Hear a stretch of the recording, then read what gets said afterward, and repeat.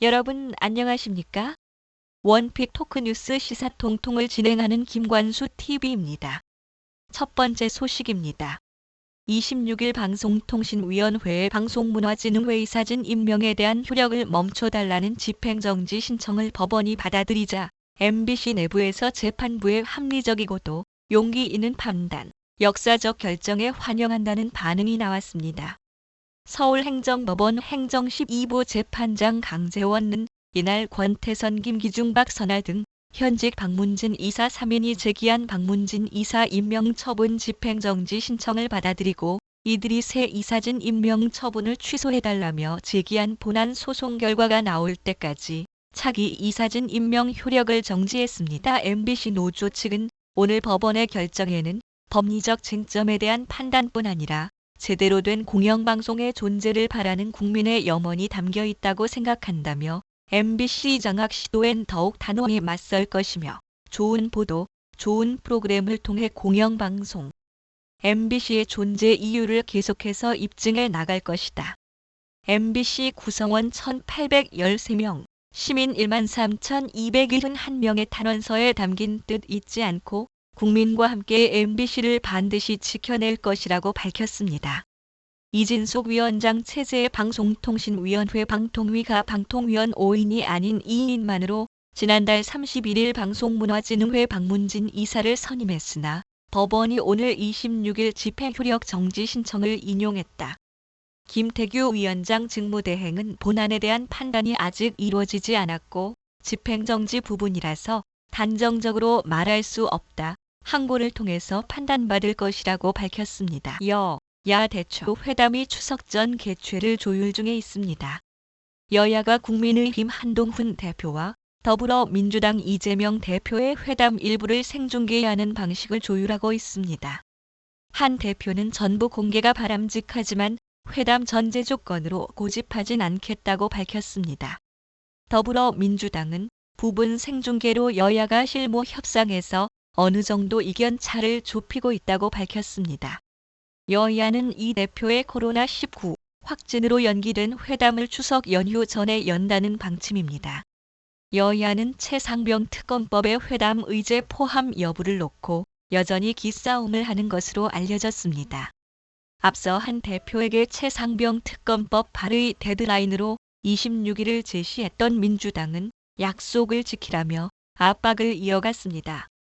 박찬대 원내대표는 당 최고위원회의에서 집권 여당 대표가 바지 사장은 아닐 거라 생각한다며 국민에게 대놓고 허언을 한 게 아니라면 오늘 중 말이 아니라 법안으로 보여달라고 했습니다. 한 대표는 이 같은 요구에 민주당 입장에선 정치 게임으로 봐서 여권 분열에 포석을 두는 것이라며 정급하다면 민주당이 대법원장 추천 특검으로 독소 조항을 빼서 새로 발의할 수 있는 것 아닌가라고 반박했습니다. 고용노동부 장관 인사청문회 세월호 죽음의 굿판 관련 발언 소식입니다. 극우반 노동 발언으로 지명 직후부터 논란이 거듭된 김문수 고용노동부 장관 후보자가 국회 인사청문회에서 해당 발언에 대한 야당 의원들의 사과 요구를 거부했습니다. 헌법재판소의 박근혜 전 대통령 탄핵이 잘못됐다는 주장도 굽히지 않았습니다. 야당 의원들은 김 후보자의 사퇴를 촉구했습니다. 젊은 시절 김문수는 비교적 합리적 사고를 지닌 노동운동가로 통했지만 어느 순간부터는 경도된 보수 논객이 되어 360도 달라진 인식체계를 보여주고 있는데 그저 놀라울 뿐입니다. 권력을 탐하는 보수주의자 김문수.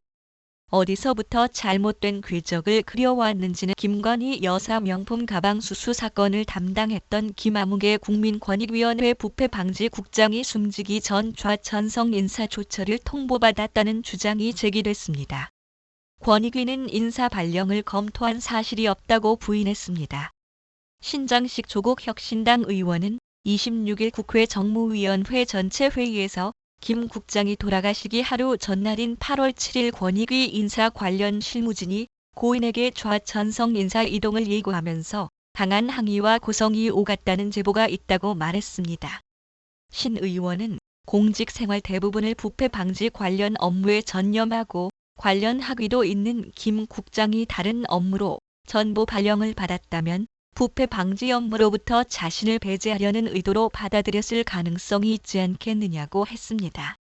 그는 김 국장이 권익위 부이사관 중 가장 연차가 높았음에도 고위 공무원단 승진에서 누락된 사실을 언급한 뒤 본인이 불합리하게 불이익을 받았다고 생각할 수 있는 여지도 있지 않느냐고도 했습니다.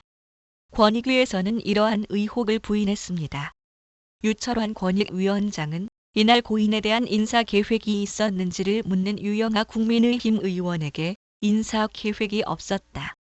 그리고 그런 제보를 저는 받아보지 못했다고 했습니다. 누가 봐도 석연찮은 김 국장의 극단적 선택입니다. 반드시 사건 경위를 명명백백하게 조사해서 전모를 만천하에 투명하게 밝혀야 할 것. 여야는 26일 이재명 더불어민주당 대표가 주문한 윤석열 정부 독도지옥의 진상조사단을 두고 거친 공방을 주고받았습니다. 김현주 국민의힘 대변인은 26일 논평을 내고 야당이 이제는 독도마저 괴담 선동의 소재로 삼고 있다며 일부 노후화된 시설물의 교체 과정을 놓고 독도지옥이라니 납득하기 어렵다. 이재명 대표나 민주당에게는 독도가 지운다고 지워지는 존재인 것이냐고 물었습니다. 정혜전 대통령실 대변인은 같은 날 브리핑에서 있지도 않은 독도지옥이를 왜 야당이 의심하는지 묻고 싶다며 이달 들어 친일 언급 건수만 33건이다. 친일 프레임 공세를 이어가기 위해 오직 정부 공격용으로 독도까지 끌어들이는 모습을 보면 과연 공당이 맞는지 국익에 대한 고민이 있는 것인지 의심된다고 했습니다. 하지만 민주당은 서울 주요 관광지 독도 조형물이 잇따라 철거된 것을 윤석열 정부의 독도지옥으로 규정하고 거세게 비판했습니다. 민주당은 이 대표의 지시로 독도지옥의 진상조사단을 출범, 자체 진상조사에 착수하기로 했습니다. 조사단장은 김병주 최고위원이 맡았습니다. 박찬대 원내대표는 이날 오전 최고위원회의에서 한쪽에선 친일파들이 득세하고 한쪽에선 독도가 사라지고 있다며 이제 남은 건 독도를 팔아넘기는 일이란 우려도 나온다고 말했습니다. 박 원내대표는 지하철 역사와 전쟁기념관에 설치돼 있던 독도 조형물이 소리 소문 없이 사라지는 상황은 우려에 우려를 더하고 있다며 도저히 묵과할 수 없다고 날을 세웠습니다. 그는 주권과 영토, 국민을 팔아먹는 행위를 묵인하거나 용인하는 행위는 반국가 행위고 이를 행하는 세력이 반국가 세력이라며 반국가 세력이 우리 사회 곳곳에서 암약하는 상황을 가만히 두고 볼 국민은 없다고 했습니다. 이어 윤 대통령과 정부는 반국가 세력으로 오인받을 만한 일체의 행동을 중단하라며 윤 대통령은 헌법에 따라 주권과 영토를 지키는 데 앞장서길 강력히 촉구한다고 했습니다. 독도는 우리 땅입니다. 국민 모두가 두 눈 부릅뜨고 지켜볼 것입니다. 길어지고 있는 의료 공백 사태를 풀기 위해 국민의힘이 대통령실에 일종의 절충안을 낸 것으로 저희 취재 결과 확인됐습니다.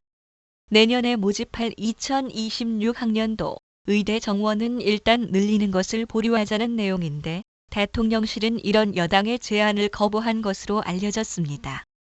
국민의힘 절충안의 핵심은 2026년 의대 정원 유예안입니다. 올해 의대 정원을 1,500여 명 확대하기로 한 정부 결정은 유지하되 내년에 모집할 2026학년도 의대 정원은 증원을 보류하자는 것입니다. 신입생 4,567명에 올해 유급된 학생들을 합치면 한 학년이 7,500명에 이르는 만큼 현실적으로 정상적인 교육이 어렵다고 본 것입니다. 당 고위 관계자는 의대 정원 확대 유예안을 통해 이탈 전공의의 복귀 부담을 덜고 의료계와의 협상 명분도 확보하자는 전략적 판단이 깔려 있다고 설명했습니다. 특히 여당 내부에서는 최근 코로나19가 재확산하면서 장기화되는 의료 공백 문제를 시급히 풀어야 한다는 공감대가 있는 걸로 전해졌습니다. 한동훈 국민의힘 대표 걱정들이 많이 있다는 것을 잘 알고 있습니다. 심각성을 인식하고 진지하고 우선순위를 두고 제안을 드리고 많은 의견을 듣겠다는 말씀을 드립니다. 국민의힘은 어제 25일 고위당정협의회에서 대통령실에 이런 내용의 유예안을 제안한 것으로 알려졌습니다.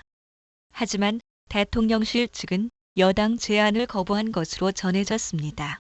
대통령실 고위 관계자는 SBS와 통화에서 대학 입학 정원은 2년 전에 결정해야 하는 만큼 2026년 의대 정원은 이미 확정됐다며 협상 대상이 아니라고 밝혔습니다. 그러면서 현 단계에서는 상급 종합병원의 구조 전환이 급선무라고 강조했습니다. 의정 갈등 해법을 놓고 당정 간 입국과 채무지방정부 제외와 가계빚 가계신용 2올해 2분기 말 기준으로 3,042조 원을 기록해 3,000조 원을 넘어섰습니다. 경제가 커지면서 부채가 늘어나는 것은 피할 수 없지만 문제는 증가 속도가 너무 빠르다는 점입니다. 국가 가계 채무는 올해 2분기에만 44조 원 늘어나 올해 1분기 증가폭의 2배를 넘어섰습니다. 이는 코로나19가 절정이던 2021년 3분기 이후 가장 큰 폭의 증가입니다. 내수 부진에 대한 해결책은 확장 재정과 금리 인하인데 가계와 국가의 빚이 둘 다 빠르게 늘고 있어 꺼내들기 어렵습니다.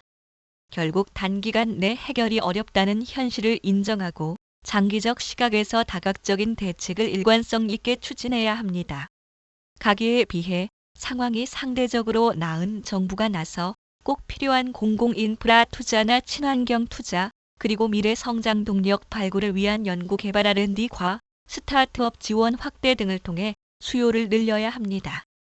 또 경기 침체 장기화로 충격이 큰 취약계층과 서민의 안전망 강화와 가계 부채 부담 경감 조치를 통해 내수 활성화에도 힘을 써야 할 것입니다. 이 과정에서 정부는 불가피한 국민 고통 증가에 대해 솔직히 이해를 구하고 국민들이 침체 극복 노력에 동참하도록 호소해야 할 것입니다. 결국 각자 도생이 답이 돼선 안 됩니다. 정부가 존재하는 이유가 무엇입니까? 새로운 희망을 기대하며 오늘 방송 여기서 마치겠습니다. 안녕히 계십시오.